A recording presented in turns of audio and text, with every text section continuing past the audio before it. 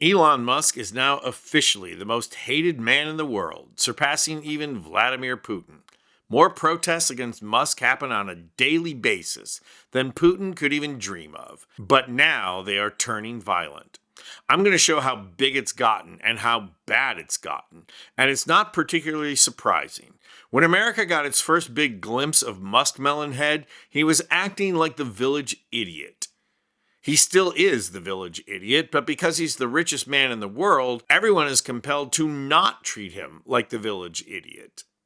$247 million later, he bought and stole the election for Donald Trump and became a Trump White House advisor that makes patently illegal executive decisions, destroying people's lives and still acting like the village idiot. But he only acts like the village idiot because he is the village idiot.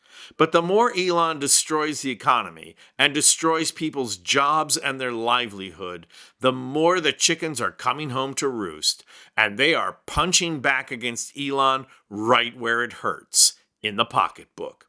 Thousands and thousands of people showed up to protest at Tesla dealerships all over the country on Sunday, led in part by the website TeslaTakedown.com. In Arizona, the scene looked like this.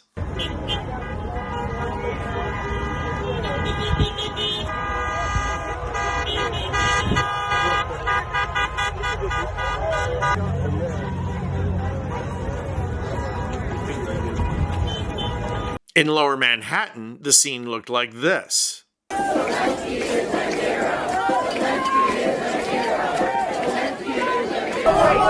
Nobody could. No.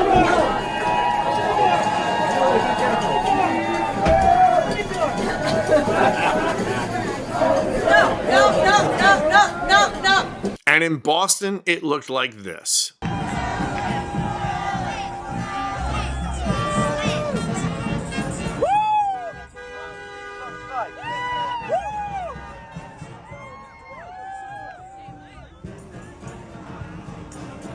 And these aren't the only protests against Musk. All over the country, Republican congressional representatives are holding town halls in which they try and defend President Musk's policies. And they are getting confronted by their Republican constituents who are yelling at them, chanting at them, and just downright booing them. Watch this clip of California Republican Jay Obernolte getting booed right out of the meeting by his constituents.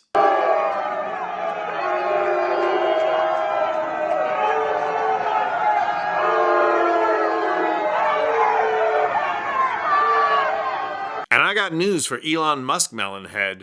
Those Republicans aren't really booing Jay Obernolte. They are booing Elon Musk. But now it's turning even uglier. The first Tesla showroom in France was torched and burned down. And there is a manifesto encouraging all Tesla dealerships to be burned. And in Massachusetts, a Tesla charging station was set on fire.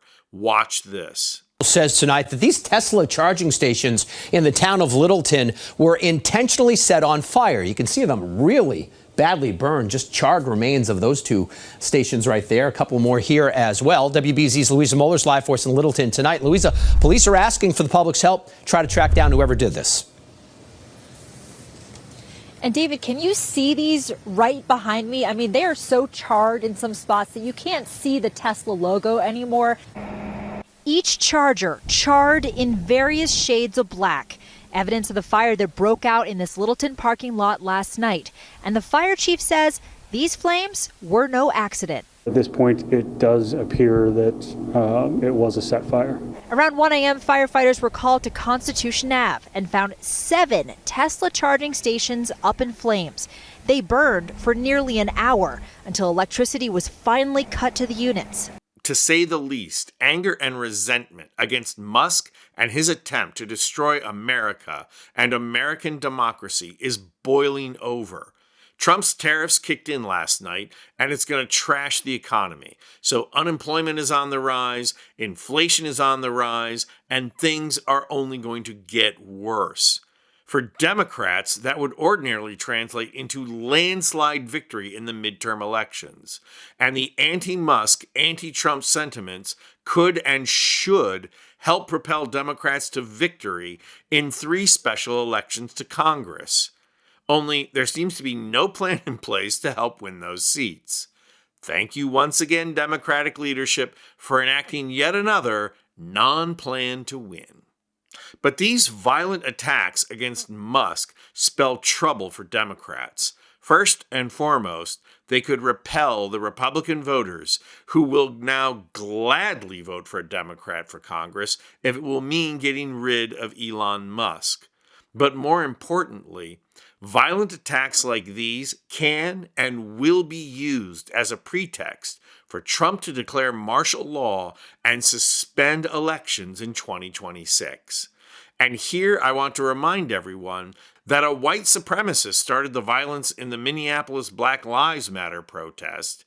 So Democrats have to do more than just ensure all our protests are nonviolent.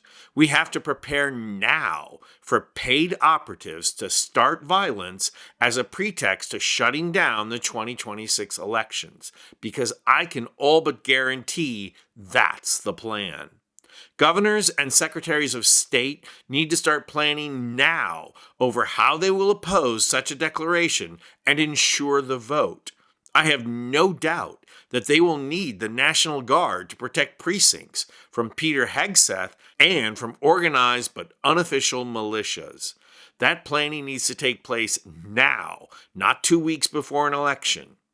In the meantime, here's another effective protest against Musk. Convince everyone you know who owns a Tesla to list it for sale on cars.com.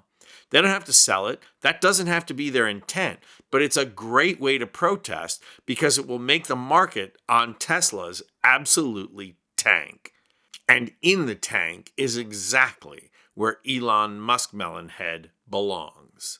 I'm Anthony Vincent Gallo for Occupy Democrats.